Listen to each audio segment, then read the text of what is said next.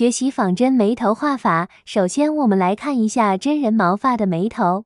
比较明显的是会有几组毛发的聚集，越到中间毛发越长，方向越倾斜。然后我们来跟着看一下仿真画法，先确定好刚才找出来的几组聚集线条，以2到3根线条做一个毛尖的聚拢，注意方向的变化以及线条的长度变化哟。